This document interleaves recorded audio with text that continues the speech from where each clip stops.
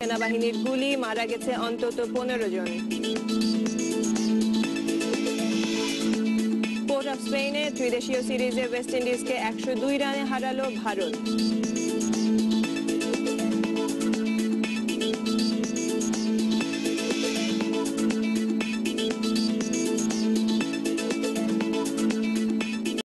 আসতে শুরু করেছে ভোটাররা।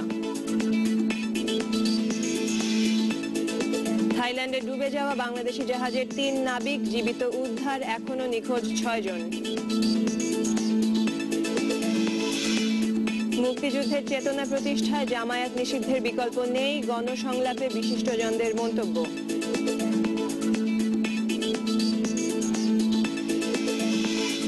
আপনাদের আগেই জানিয়েছি শান্তিপূর্ণ পরিবেশে শুরু হয়েছে গাজীপুর সিটি কর্পোরেশন নির্বাচনের ভোট গ্রহণ। এরই মধ্যে কেন্দ্রগুলোতে আসতে শুরু করেছেন ভোটাররা। টঙ্গীর লিটল ফ্লাওয়ার স্কুলে আছেন আমাদের প্রতিবেদক অনুপম দেব। বিস্তারিত জানতে কথা বলছি তার সাথে।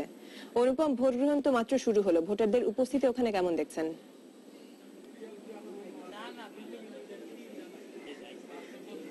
দিশা, আপনি আমার পেছনে দেখতে পাচ্ছেন যে বিশাল লম্বা লাইন হয়ে গেছে আসলে এদিকে, এবং আমরা এখানে এসে পৌঁছেছি 8টার সময় ভোট গ্রহণ শুরু হওয়ার কথা, তার অনেক আগে থেকেই আমরা এখানে অবস্থান করছি। কিন্তু আমরা প্রথম থেকে দেখছি যে এই কেন্দ্রটিতে 2500 ভোটারের ভোট দেওয়ার কথা, এবং এখানে আসলে অধিকাংশ ভোটারই বলতে গেলে এই কেন্দ্রে যাদের ভোট দেওয়ার কথা তারা এখানে উপস্থিত হয়েছেন। এবং এটি ছোট একটি গলির ভিতরে এই স্কুলটির অবস্থান হলেও এটি আসলে একটু গুরুত্বপূর্ণ এই এলাকার স্থানীয় হিসেবে। সেটির কারণ হচ্ছে যে আপনি জানেন যে সমর্থিত মেয়র প্রার্থী আজমতুল্লাহ, যিনি আসলে টঙ্গী পৌরসভার মেয়র ছিলেন, টঙ্গী পৌরসভার চেয়ারম্যান ছিলেন, তার ভোট দেওয়ার কেন্দ্র হচ্ছে এটি এবং তার এলাকাও হচ্ছে এটি। সেই কারণে এটিকে আসলে ছোট একটি কেন্দ্র হলে অনেক গুরুত্বপূর্ণ হিসেবে দেখা হচ্ছে।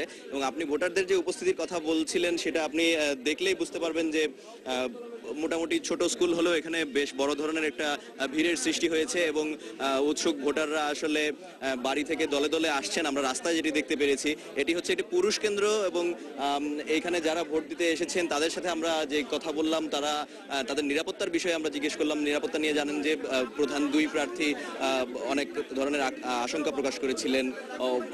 অনেক কাউন্সিলর পদপ্রার্থী যারা আছেন তারা নির্বাচন কমিশনে গিয়ে তাদের ভয় ভীতি দেখানো হচ্ছে, পোস্টার ছিঁড়ে ফেলা হচ্ছে, এই ধরনের নানা ধরনের অভিযোগ ও ছোটখাটো অভিযোগ করে আসছিলেন। কিন্তু এই এলাকায় আসার পরে এখনো পর্যন্ত আমরা কোনো ধরনের কোনো অনাকাঙ্ক্ষিত বা কোনো ধরনের ভয়ভীতি প্রদর্শন হচ্ছে সেরকম জানিনি। আর নিরাপত্তা ব্যবস্থা দেখতে পাচ্ছেন যে ছোট একটি গলির ভিতর অবস্থান হলেও এই কেন্দ্রের সামনে আসলে খুব বেশি নিরাপত্তা বাহিনীর সদস্য অবস্থান করছেন না, কিন্তু আশেপাশে প্রচুর পরিমাণে নিরাপত্তা বাহিনীর সদস্যদের মোতায়েন করা হয়েছে যাতে কোনো ধরনের অনাকাঙ্ক্ষিত পরিস্থিতি সৃষ্টি না হয়। দিশা, টঙ্গীর লিটল ফ্লাওয়ার স্কুল থেকে জানাচ্ছিলেন অনুপম দেব। তিনি জানালেন এটি একটি পুরুষ কেন্দ্র এবং সেখানে ইতিমধ্যে বিশাল লাইন তৈরি হয়েছে ভোটারদের, আর এখন পর্যন্ত শান্তিপূর্ণভাবেই চলছে ভোট গ্রহণ। চলে যাচ্ছে অন্যান্য প্রসঙ্গে। আজ বেলা 11টা থেকে দুপুর 12:30 পর্যন্ত সর্বস্তরে শ্রদ্ধা জ্ঞাপনে স্বাধীন বাংলা বেতার কেন্দ্রের শিল্পী বিপুল ভট্টাচার্যের মরদেহ রাখা হবে শহীদ মিনারে। ক্যান্সারে আক্রান্ত হয়ে শুক্রবার সকালে ধানমন্ডির একটি ক্লিনিকে শেষ নিঃশ্বাস ত্যাগ করেন তিনি। তার বয়স হয়েছিল 61 বছর।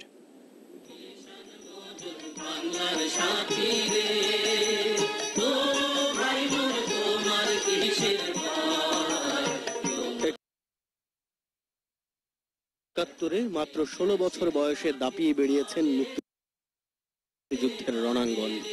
শত্রুর বন্দুকের বিরুদ্ধে অস্ত্র ছিল বাংলার লোকায়ত গান।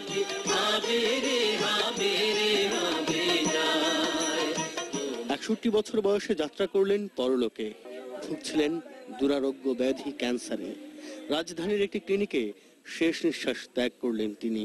গানের পাগল, যেখানে গান সেখানে কত স্টুডেন্ট, কত ছাত্রছাত্রী সব একবার বসলে টাইমে খেয়াল থাকতো না। প্রথম শ্রদ্ধার্ঘ্য পেলেন ছায়ানট থেকে। 71-এর অবদান নিয়ে কথা বললেন তার সহযোদ্ধারা। জানালেন ঠিকঠাক চিকিৎসা না পাওয়ায় ক্ষোভ। তার চিকিৎসাটা কিভাবে হতে পারত, তার প্রতি সরকার কিভাবে দৃষ্টি দিতে পারত। হ্যাঁ, আমি মানি সরকার এর আগে তার জন্য অর্থ সাহায্য করেছে, কিন্তু এটা যথেষ্ট ছিল না। শরণার্থী শিবিরে শিবিরে সে গান শুনিয়েছে, বাংলাদেশের মানুষের মনের হৃদয়ে সে একটি আসন করেছে। শনিবার 11টা থেকে দুপুর 12:30 পর্যন্ত সর্বস্তরের জনগণের শ্রদ্ধা জ্ঞাপনের জন্য মরদেহ রাখা হবে কেন্দ্রীয় শহীদ মিনারে। পরে পোস্তগোলা শ্মশান ঘাটে হবে শেষকৃত্য।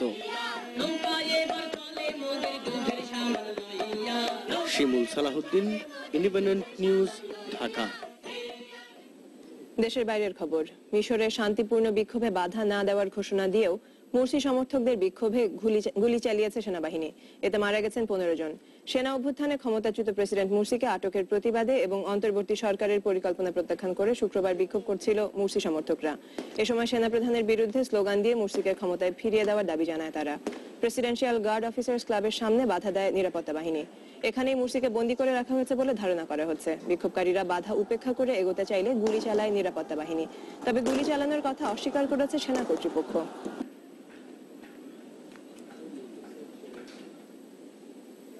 খেলার খবর। ক্রিকেট। ত্রিদেশীয় সিরিজে স্বাগতিক ওয়েস্ট ইন্ডিজকে 102 রানে হারিয়ে ফাইনালে খেলার আশা বাঁচিয়ে রাখল ভারত।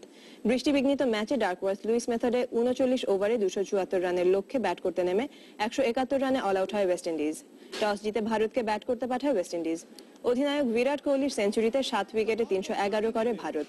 83 বলে 102 রান করেন কোহলি। বৃষ্টির কারণে ম্যাচ বন্ধ থাকায় ছোট করা হয় ইনিংসের দৈর্ঘ্য। ওয়েস্ট ইন্ডিজের সামনে পরিবর্তিত টার্গেট দাঁড়ায় 39 ওভারে 274। তবে 34 ওভারে 171 রানেই অল আউট হয়ে যায় স্বাগতিক দল। ভুবনেশ্বর কুমার ও উমেশ যাদব নেন 3টি করে উইকেট। উইন্ডিজের পক্ষে সর্বোচ্চ 45 রান আসে জনসন চার্লসের ব্যাট থেকে।